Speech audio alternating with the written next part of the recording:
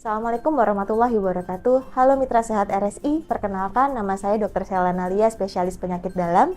Saya adalah seorang dokter spesialis penyakit dalam di Rumah Sakit Islam Surabaya Ahmad Yani. Untuk saat ini saya akan memberikan sedikit informasi mengenai demam tifoid atau kalau orang awam bilangnya tipes.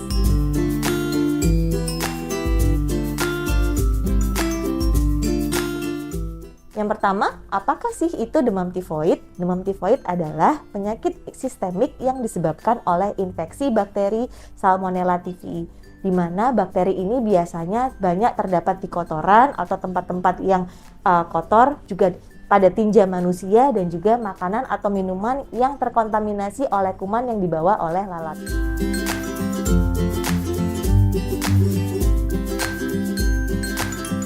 Bagaimanakah cara penularannya? Cara penularannya adalah melalui fekal oral, yaitu adalah melalui makanan atau minuman yang tercemar dan juga pada higien atau sanitasi yang kurang baik.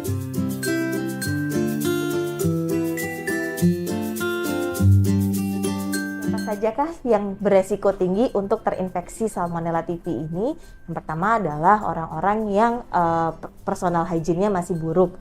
Yang kedua, makanan atau minuman yang dijual di tempat yang belum terjamin kebersihannya. Yang ketiga adalah pada lingkungan yang kumuh. Yang keempat adalah pada tempat yang penyediaan air bersihnya masih sangat terbatas dan juga pada tempat yang jambannya tidak memenuhi syarat serta pada orang-orang yang belum vaksin tifoid.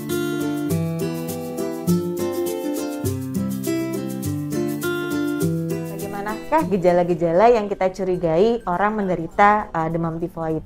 Yang pertama adalah butuh waktu kurang lebih 10-14 hari mulai awal masuknya bakteri Salmonella typhi hingga menimbulkan gejala atau kita sebut dengan masa inkubasi.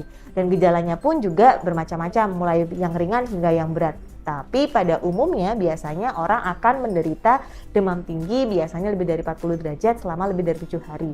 Lalu disertai dengan sakit kepala, nyeri-nyeri otot, nyeri-nyeri sendi, dan juga yang paling khas adalah bila disertai dengan gejala saluran pencernaan seperti nyeri perut, anoreksia, mual, muntah, diare, atau bahkan obstipasi atau tidak bisa BAB.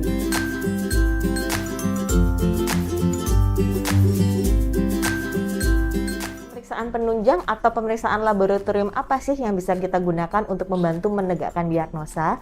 Yang pertama, bisa kita lakukan pemeriksaan darah lengkap. Namun dari darah lengkap biasanya kurang spesifik karena biasanya menunjukkan untuk sel darah merah bisa terjadi anemia, untuk sel darah putih memang kurang spesifik, bisa mengalami peningkatan, bisa normal atau bahkan mengalami penurunan atau leukopeni. Begitu pula dengan trombosit atau keping darah, rata-rata juga bisa normal atau terjadi penurunan.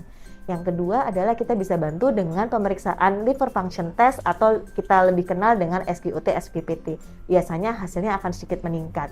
Yang ketiga adalah bisa kita lakukan untuk pemeriksaan Widal dan hasilnya biasanya meningkat lebih dari 4 kali batas normal.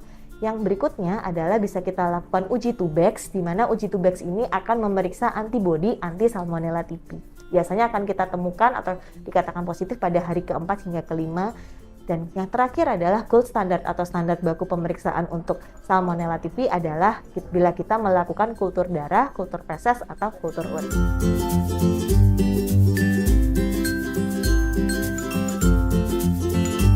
Laksana atau terapi apa sih yang bisa kita lakukan pada penderita demam tifoid? Yang pertama, pasien jelas harus istirahat cukup. Yang kedua, pasien juga harus makan atau diet dengan cairan yang cukup dan seimbang. Yang ketiga, kita berikan terapi suportif seperti terapi-terapi untuk mengurangi keluhan-keluhan pasien, entah itu demam, entah itu mual muntahnya, kita bisa berikan terapi suportifnya. Yang keempat, karena Salmonella typhi ini adalah bakteri atau kuman, maka juga bisa kita berikan antimikroba atau antibiotik.